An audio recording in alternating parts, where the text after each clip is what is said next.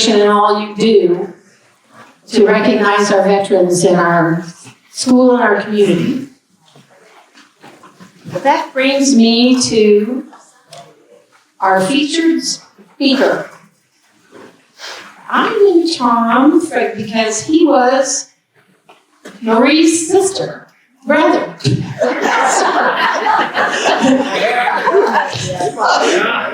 Marie's enjoying that. She says that. Tom was raised in my class of 70, and Tom was the older brother that bothered all of us, of course. And also Tom was in my sister's class of 67. Dr. Tom Hoskins grew up in Bethany and graduated from PHS in 1967. He then attended the University of Illinois, where he earned his BS and medical degree in postgraduate training. Tom, his wife Cynthia, and 2 young sons spent time on a Navajo Indian reservation in northern Arizona, where he was one of 5 physicians caring for a large, culturally diverse and indigent population. This sparked an interest that would eventually lead the family to spend a large portion of the year in Kenya, East Africa. Here, Tom and Cynthia were helping their sons establish an international bicycle and safari company while working on a medical project. After practicing family medicine for 10 years, Dr. Hoskins retrained in emergency medicine and loved being an ER doctor practicing in Illinois, California, Oregon, Colorado, and Wyoming. Tom retired 3 years ago, 43 years after earning his medical degree. Presently, he and Cynthia split the year between Grand Junction, Colorado, and the desert of Southern California, where they are near their sons and 5 grandchildren. Although retired, are we ever retired? Dr. Hoskins considers mountain biking, fly fishing, and spending time with his family a new full-time job. Ladies and gentlemen, please welcome Dr. Tom Hoskins.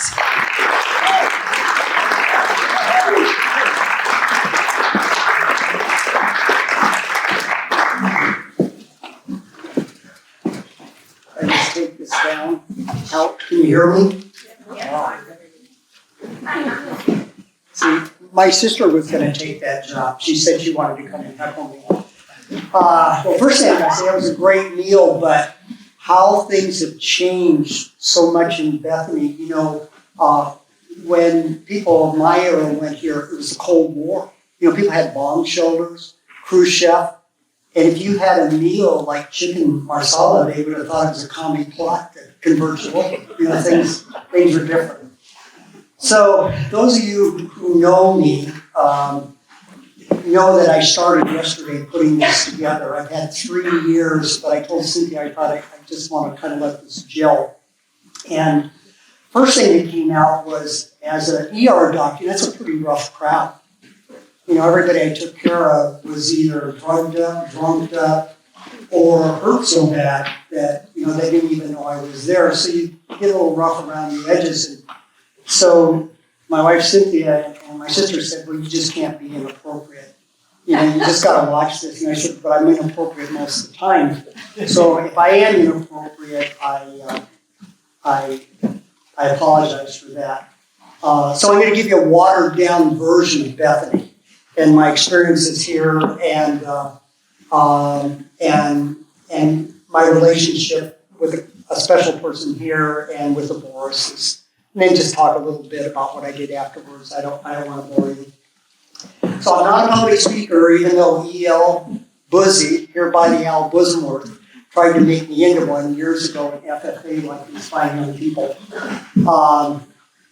And I had no plans on doing this, but Cindy Sanner started in on me. How many years ago was he started in on me? 3. I guess it was at least 3. And anybody who knows Cindy knows that she's eventually going to get her way. She's going to wear me down. So I said, Cindy, I'm not a public speaker, you know, and I don't like talking about myself, what I do. She said, All you gotta do, Tom, is get up there, say everything good that happened in your life is because you're a BHS graduate. So there you go. And you know what? There's a little truth in that. I think I grew up in a small town. I knew everyone. I know all my classmates. I was going to name everybody, but you know, so many folks are here. I don't have to go through names. But you know, in a small town, you learn values. You learn how to work hard. You learn to respect people. And I think more importantly, I learned how to talk to people. You know, I'm a small town boy. And I think as a physician, that served me well. So I guess everything I did learn came out of BHS. All right. So here's what I thought I'd do. I thought I'd start out a little bit about me moving there. I'm not going to name names of people because for so many of you here, I'm not.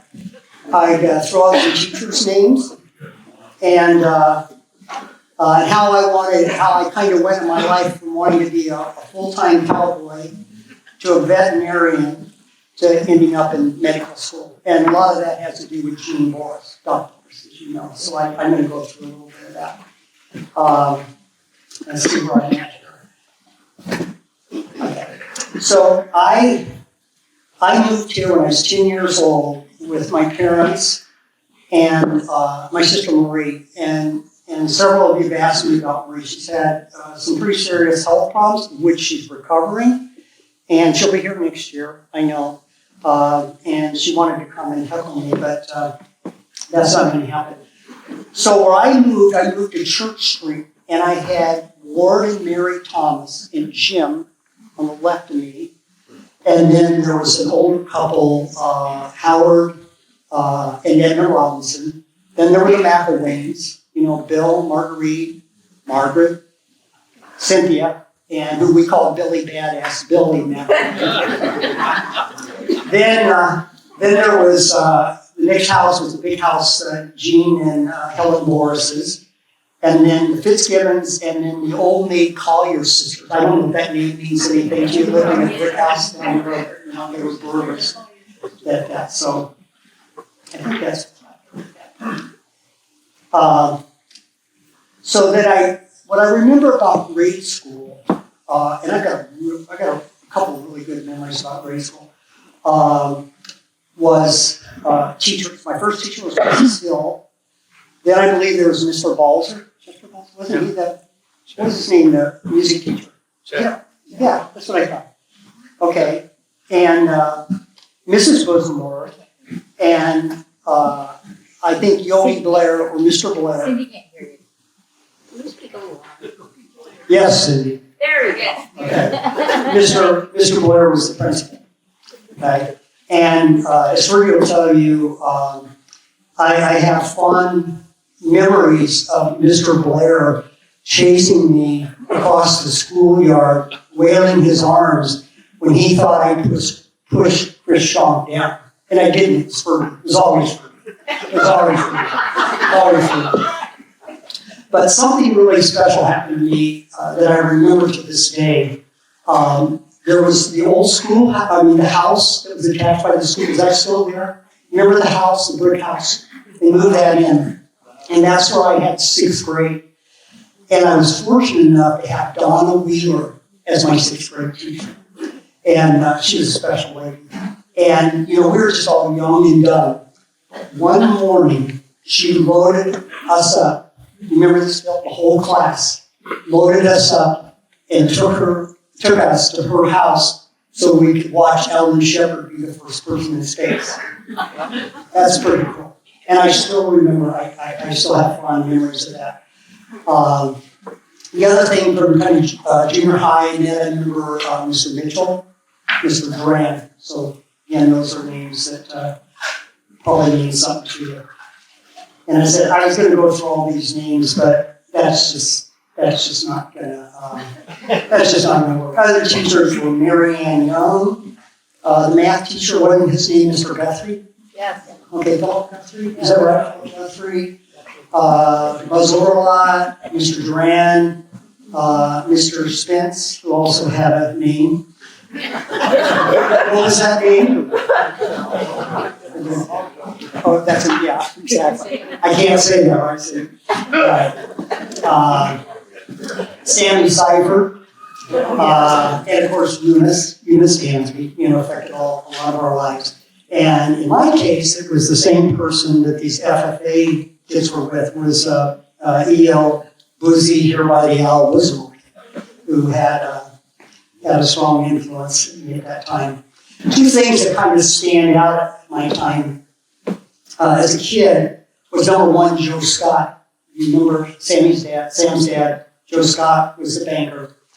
And I can remember as a 12-year-old kid sitting in his office and him giving me a loan for $200 so I could buy a horse. And then after that, some cows, and after that, some sheep. And, my only equity was I cut weeds out of beans, I baled hay, I worked at Wimmers, and then one summer I helped all these crazy Texans put up the elevator, both in Bethany and Dalton City. You guys remember that? Those days? A long time ago. The other thing that I remember, and this only could happen in Bethany, and I think, wasn't Norma Ferris the school secretary? It's right there. Yeah. So there you go. So here's what I remember. You can only do this in a small school like Bethany. So in our class had 29? How many did that, right? 29, 30? It was very small.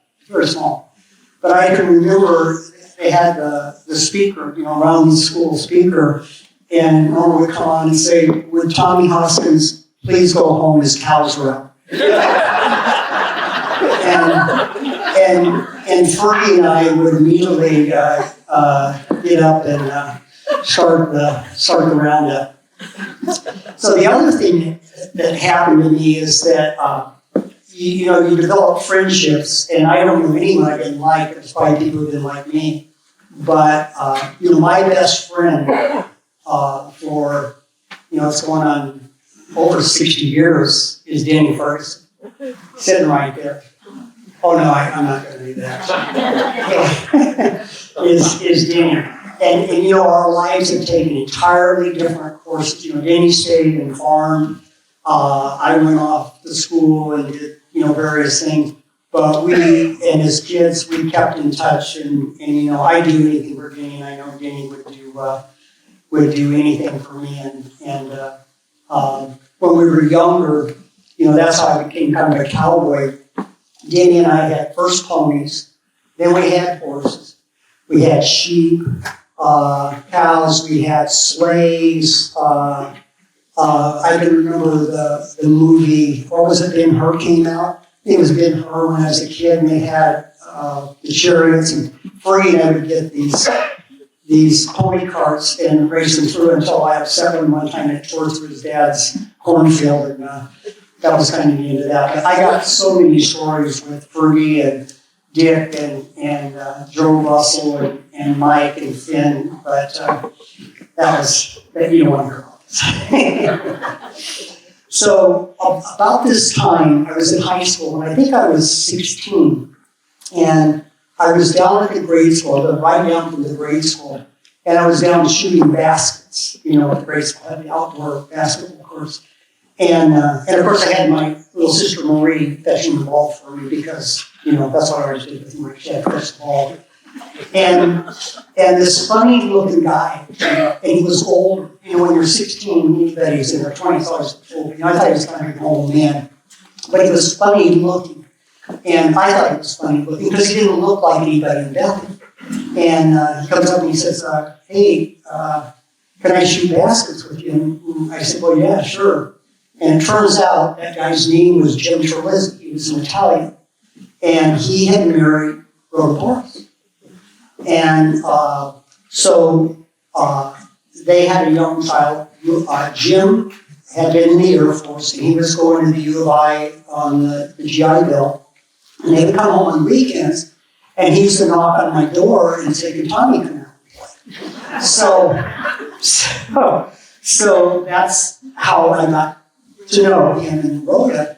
And then one time after playing, he said, "Well, why don't you come up to the house? Why don't you come over to Dr. Hill? I said, well, Dr. Boris was this scary figure. This artistic genius with the bushy eyebrows, looking over you like this. And I was scared. I thought, well, wow. Well, that started my relationship with the Borises. And it got to the point where I used to go to the Borises when Jim wasn't there. I used to go up and hang out with Helen and Doc. And it was good. It was good. So I decided that I wanted to be a veterinarian. And most people from Bethany at that time didn't go to the U of I. You just went to Eastern, went here and there. And I remember saying to Jim Terlizzi, I said, I want to be a veterinarian, and I know you probably need to go to a bigger school. And he said, well, I'm just a dumb wop, and I'm going up there. You can go up there. I said, really? He said, yeah.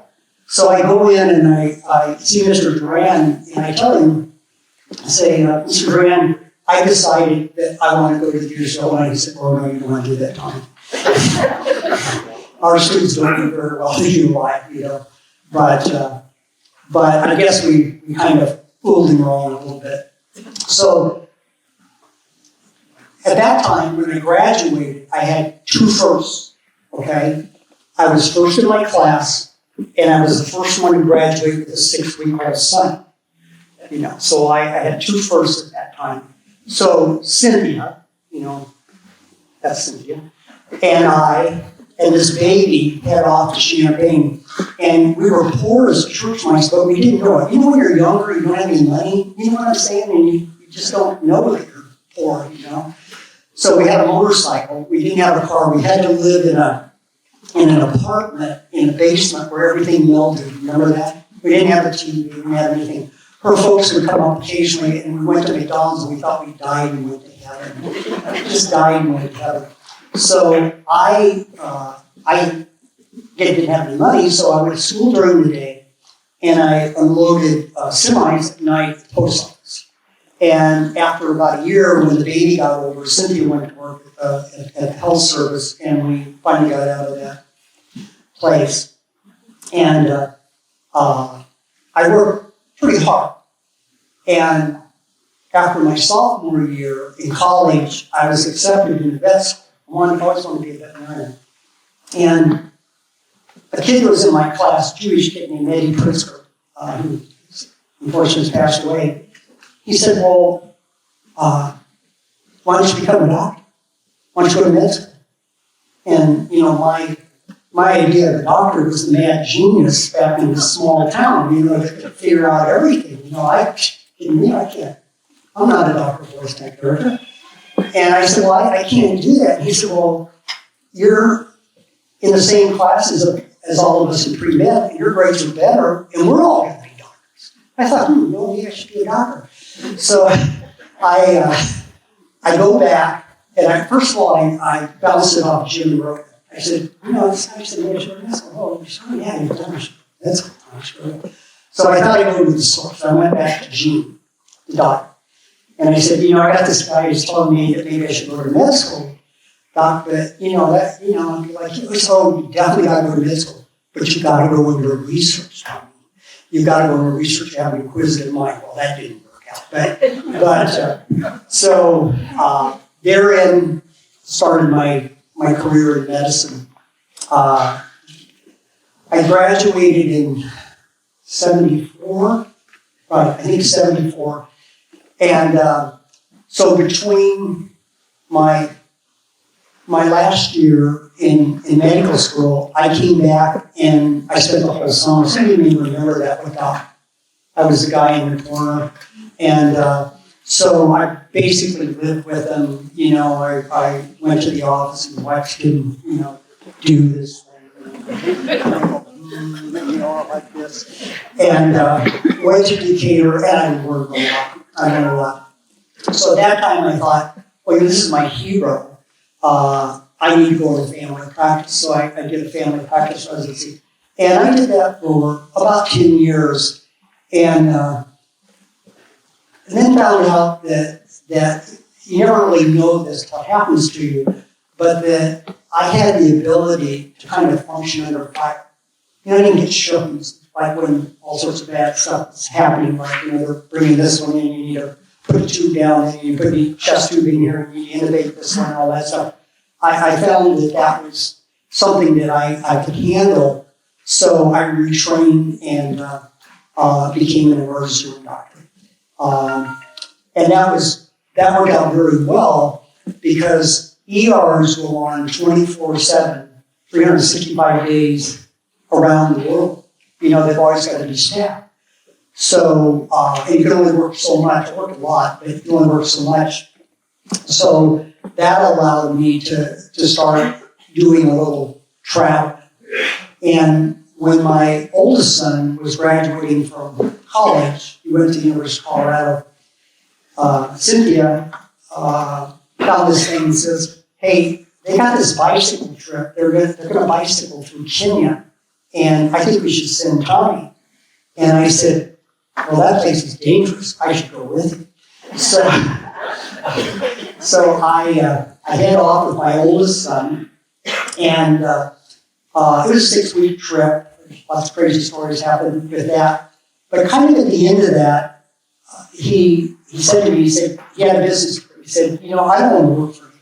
I want to be an entrepreneur. I said, well, that's great. Have at it. Do they pay you for doing that?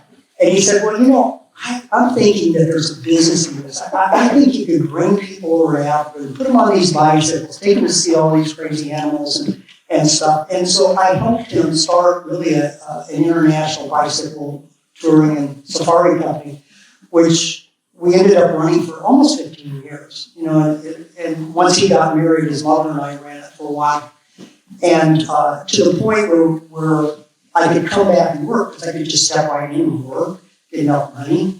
And I also then became involved in the medical project where I was taking over medical supplies. I had a few docs, and when I was Catholic Relief Services, and a couple of physicians in areas where we would take them supplies, and that worked out. And we even built a house over there. And I think Cindy, were you at our house? Cindy was at our house.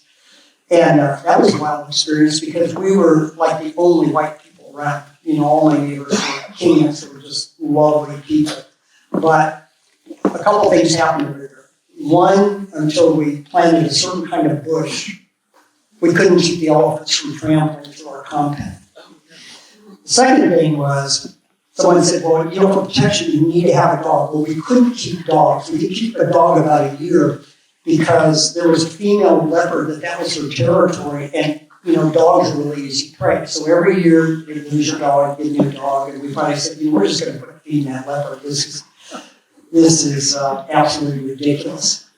So I did that until about 2001. My son got married, and then I became a full-time ER doctor. I worked all the time. And I think had a fairly good career. And again, I can't tell the story. My wife says I can't tell stories because she said, it would be inappropriate. Maybe if you go up to the bar later, I'll tell a couple of stories. So I can't really tell an ER story, but ER stories are just the best. They're just the best. Anything, everything. They're the best stories. But I will tell 2 quick Kenya stories. One I call Jurassic Park. And you guys remember the movie Jurassic Park, and now they're driving around and all of the things are coming. So we had this old Land Rover. It was a piece of junk. What'd you call it? Kabisa means totally in Kiswahili, and Cindy called it shit kabisa. It was a piece of crap. It was an old 4-cylinder, it was type you could work on, you could fix it. So we had this thing out, not too far from our house, where it was a lot of game in it, and it was raining. Remember that? It was leaking. And I had my youngest son and his wife in the back. And we come around this corner, and there's this huge herd of elephants. You see huge herd of elephants all the time, and that's usually no problem. And then out our blind side comes this huge bull which is, they go about 12,000 pounds, just doing this whole thing. And I remember I stripped the transmission on that thing, and we're in the mud, and we're trying to get out. My daughter-in-law is screaming, and Cindy is saying, "My mother said you were no good. Why did I forget it?" I've heard that more than once. So anyway, to make a long story short, obviously we're alive, and I'm here telling that story, so we made it, but I don't think I'm exaggerating when I say, what you say? I said 3 feet, you said 4. That elephant got that close to the back, so he would have just done it. So that was a pretty exciting story. And then the other story that I think you might appreciate is that, like I said, the Kenyans I thought were lovely people, but we'll never understand Africans. You try to make sense out of something. You say, well, I'll do this tomorrow or whatever. There's no tomorrow. You kind of live on the edge. Life's for today is precarious. And so they kind of have that attitude. And, here we're so lawyered up and somebody's at fault for everything. And, they got to put up all sorts of blocks and things. And none of that exists in Kenya. And my son and I had an office that was in downtown Nairobi. And you have to understand, Nairobi is a city of probably, 10, 15 million people. And I would say 50,000 people a day walk on the street right in front of our office. Well, there was a great big hole there where the concrete had fallen out. And it was probably, probably 4 by 6 or something. And there's these huge pieces of rebar, sharp rebar, sticking straight up. It was just like somebody was going to try to trap an animal. They're sticking up every place. And no barricades, no yellow tape, anything. So it goes on for about 6 weeks. And I said to one of our drivers, David, who was Kenyan, I said, David, we've been coming here for, way over a month. And there's this big hole with this rebar sticking out. I said, somebody could fall in there. And he said, Dr. why would anybody fall in there? It'd kill you. So there goes the difference in being practiced. Anyway, I thank you, and I appreciate it, and I could always tell more Dr. War stories, but it was good to see so many faces tonight, so many faces. So thank you very much.